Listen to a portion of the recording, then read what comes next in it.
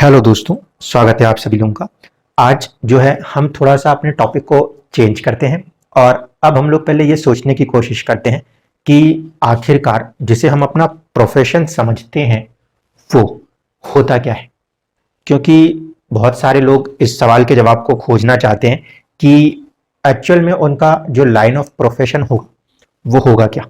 कई बार जिंदगी में ऐसा देखने को मिलता है कि हम एक पर्टिकुलर प्रोफेशन के अंदर काम कर रहे थे और एक वक्त आया हमने अपने प्रोफेशन को चेंज किया। ठीक है, तो हमें फ्यूचर में कुछ ऐसी कुंडलियों के ऊपर हम चर्चा करेंगे जहां पे हम देखेंगे कि लोगों ने अपना एक चला आ रहा काम छोड़ा, किसी दूसरे काम में अपने आप को इन्वॉल्व कर दिया। लेकिन ऐसा सबके साथ नहीं होता। ज्यादातर लोग जो हैं वो किसी एक काम को पकड़ते हैं और शुरू करते हैं, उसी के साथ अपनी पूरी जिंदगी का अंत कर लेते हैं। तो किस तरीके से क्या होता होगा कि आप किसी एक काम को ही पकड़ के उसके अंदर अपनी पूरी लाइफ इन्वॉल्व कर पाते हैं। ठीक है, अब थोड़ा सा इसको डेप्थ में समझने की कोशिश करते हैं। हमारे जो ऋषि मुनि थे या हमारा जो प्राचीन सभ्यता थी वो किस चीज के ऊपर काम करती थी? वो काम करती थी आपके अलग अलग वर्णों के ऊपर। वर्ण, ठीक है, कितने वर्ण उन्होंने बांटे थे? उस हिसाब से उन्होंने कहा था कि 4 वर्ण होते हैं। एक होता है आपका ब्राह्मण, दूसरा एक होता है आपका क्षत्रिय,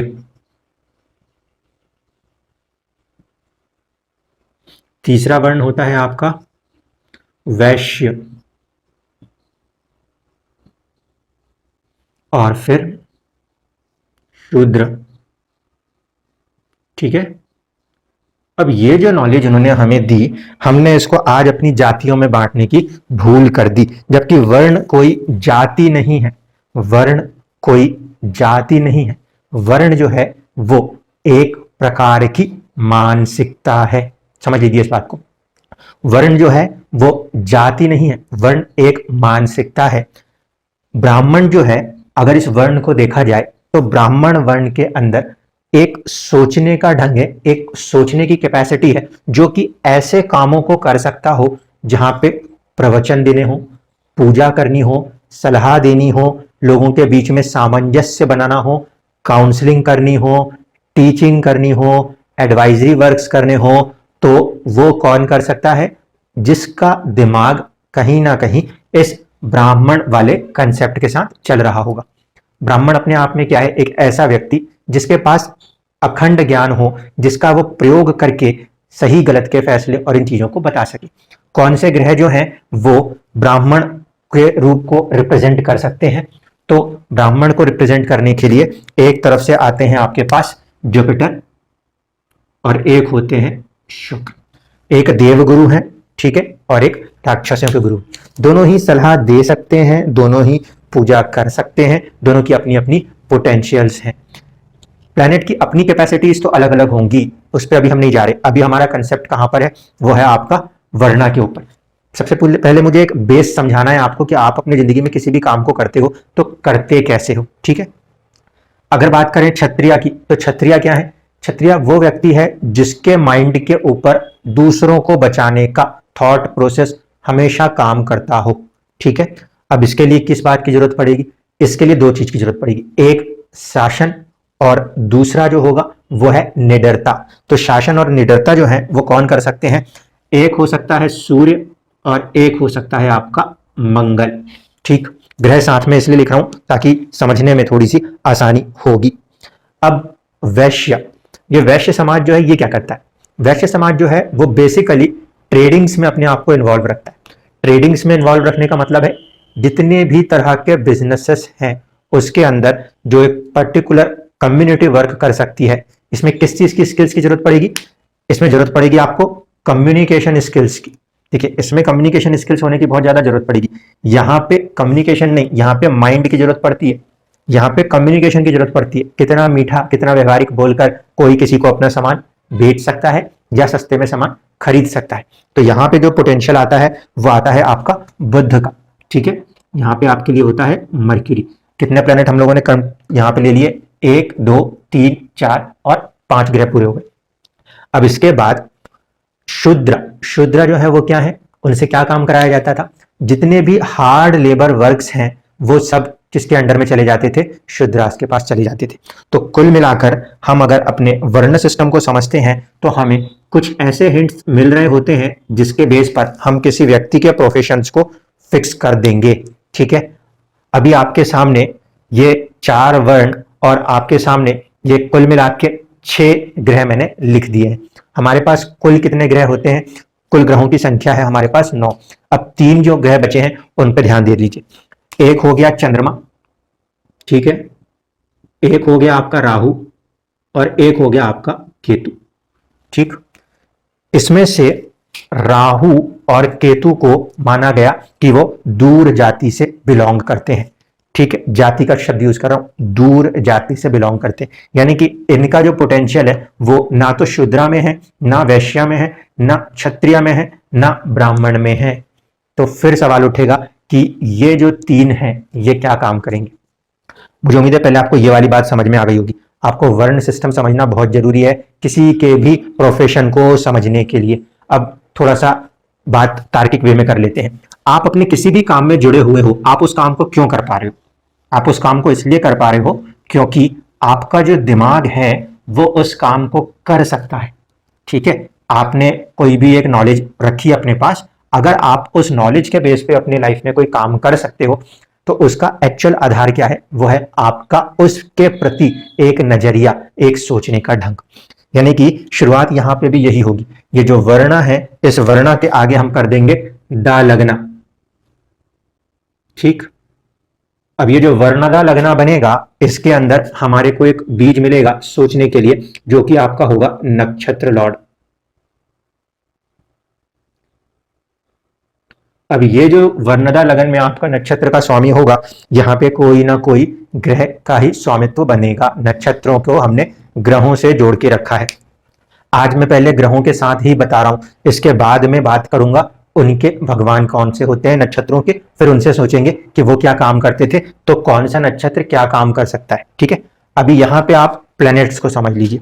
हमने देखा कि अगर हमारे पास जुपिटर या वीनस की डोमेन आ गई नक्षत्र के लेवल पे, तो हम यहां पे कहेंगे कि व्यक्ति जो है वो काउंसलिंग कर सकता है, टीचिंग कर सकता है, लर्निंग्स के काम कर सकता है, बीच बचाव जो होते हैं साझेदारियों के अंदर एडवाइजरी होती है उनको कर सकता है। गुरु है तो सात्विक रूप से होंगे, ज्ञान के मार्ग से होंगे, और शुक्र है तो भोग के मार्ग से होंगे। ठीक है, डिफरेंस कर पाएंगे यहां पे। अगर दोनों का काम एक जैसा था, ब्राह्मण वर्ग दोनों का है, लेकिन अगर किसी बच्चे को पढ़ाना है, किसी मंत्री को सलाह देनी है तो गुरु।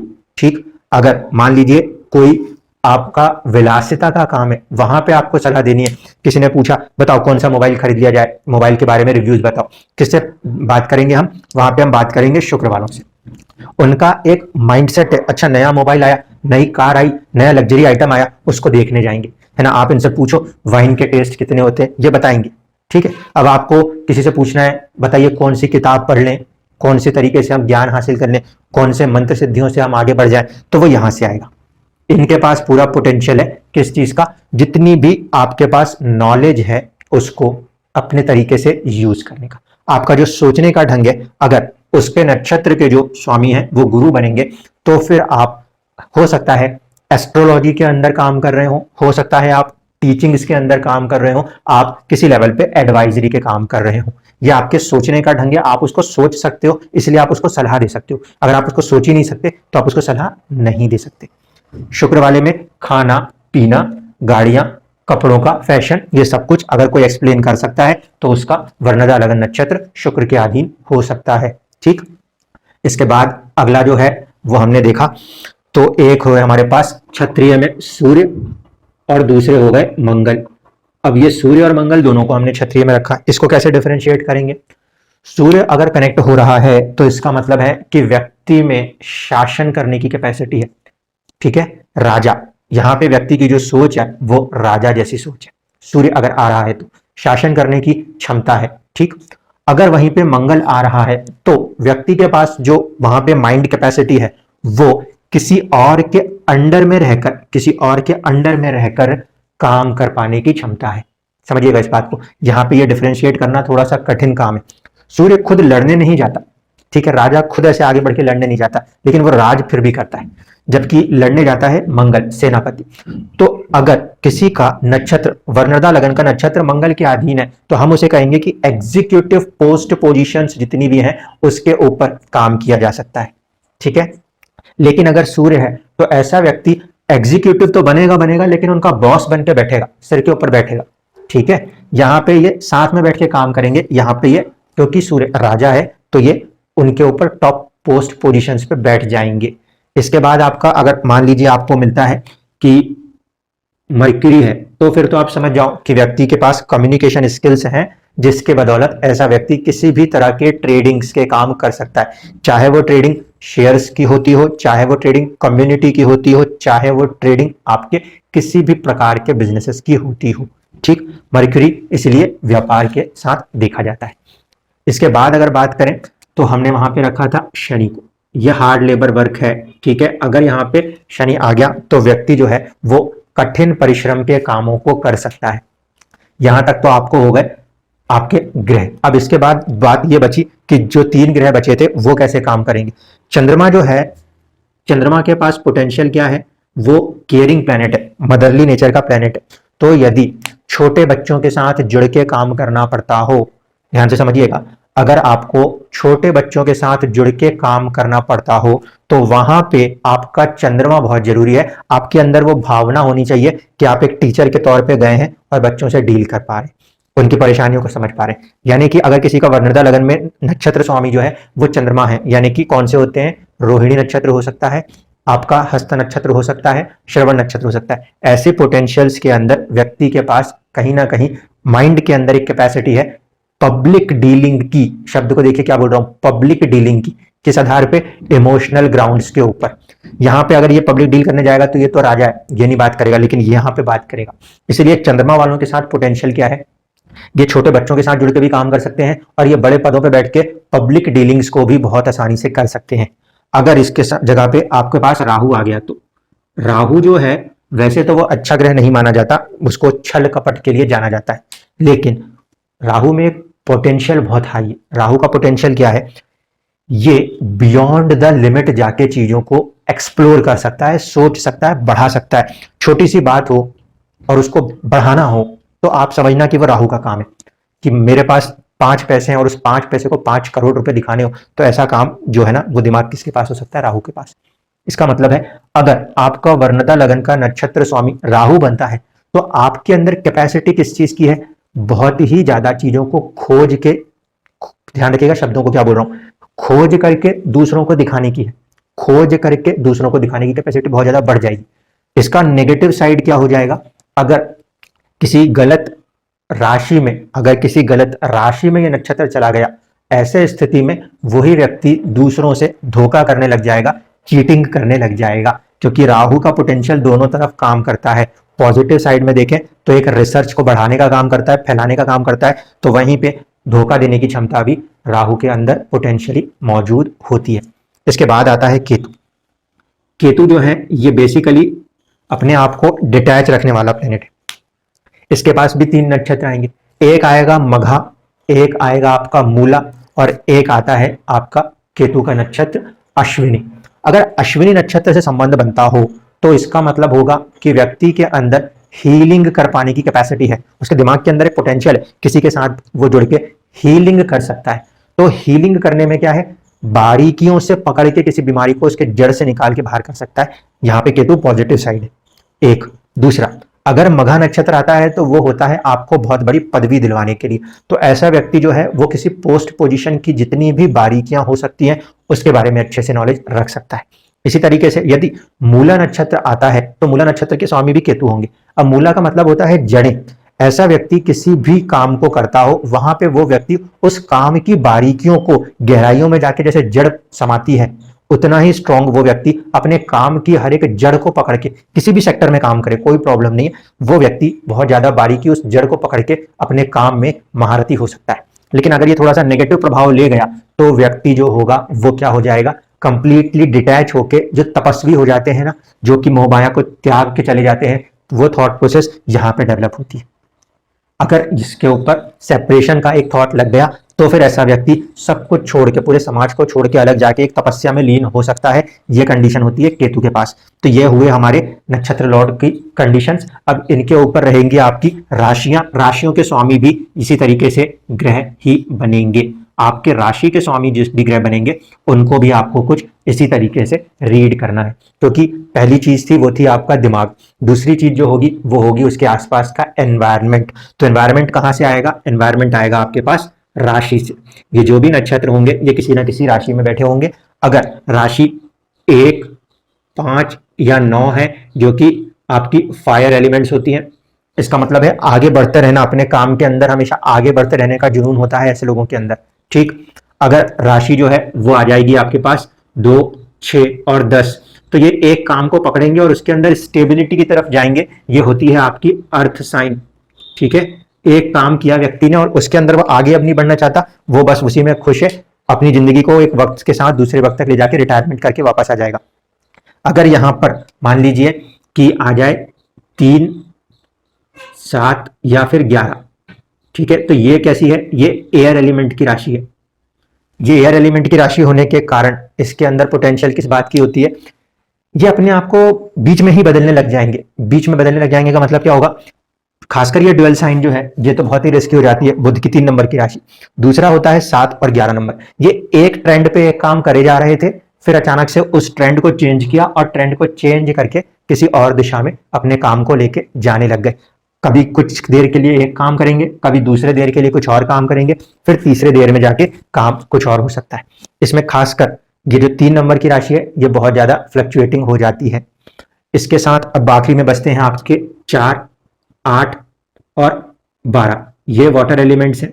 ठीक है, ये वाटर एलिमेंट होने के कारण इन राशियों का यदि प्रभाव दिखाई देता है तो काम में यदि मन लग रहा है, खुश है इमोशनल ग्राउंड्स पे भी, तब उसके अंदर बहुत बहुत कुछ कर करके निकालेंगे, इतना कर देंगे कि आप सोच नहीं सकते। लेकिन अगर थोड़ा सा किसी काम के अंदर उनको दुख हुआ तो वो काम करना ही छोड़ देंगे। ये सिचुएशन इस राशि के अंदर यदि आपका वर्णदा लगन पाया गया तो आप देखोगे अगर वो व्यक्ति खुश है तो इतना करेगा कि आप सोच नहीं सकते, और अगर दुखी हो गया तो उस काम को बंद कर देगा। यहाँ पे व्यक्ति जो है ये वेंडरिंग स्टेट में आ जाएगा, क्या करूं, अब क्या करूं, तब क्या करूं। यहाँ पे एक चीज पकड़ेगा, बस यही करना है, आजू बाजू कुछ नहीं देखेगा। लेकिन यहाँ पे एक काम चालू करा, उसके बाद लगता है कि इसमें और कुछ बढ़त करनी है, कुछ नई चीजें ऐड ऑन करनी है, तो ऐड ऑन करते जाएंगे। इस तरीके से कहीं ना कहीं आपके सोचने का ढंग काम करता है। आपके लगन के अंदर वर्णदा लगन, उसके नक्षत्र के स्वामी और उसके राशि के प्रभाव काम करते हैं, और उसी आधार के ऊपर हम लोग अपने अपने जिंदगियों में जिसे हम प्रोफेशन कहते हैं उसको एडॉप्ट करते हैं, क्योंकि आपका माइंड उस काम में अपने आप को इन्वॉल्व कर सकता है। वहां की राशि आपको एक कंटिन्यूटी डिसकंटिन्यूटी प्रदान करती है, और इन सबको देखने के बाद फाइनली ये होता है कि इनके प्लेसमेंट्स कहाँ हैं। जहां पर इनकी प्लेसमेंट्स होंगी वहां पे आखिरकार आपका फुल एंड फाइनल प्रोफेशन देखने को मिलेगा। हम आगे कुछ वीडियोस के अंदर इसी लॉजिक को, इसी कंसेप्ट को अप्लाई करेंगे और चेक करेंगे कि लोगों का प्रोफेशन किस आधार पे कैसा निकलता हुआ दिखाई देता था। धन्यवाद।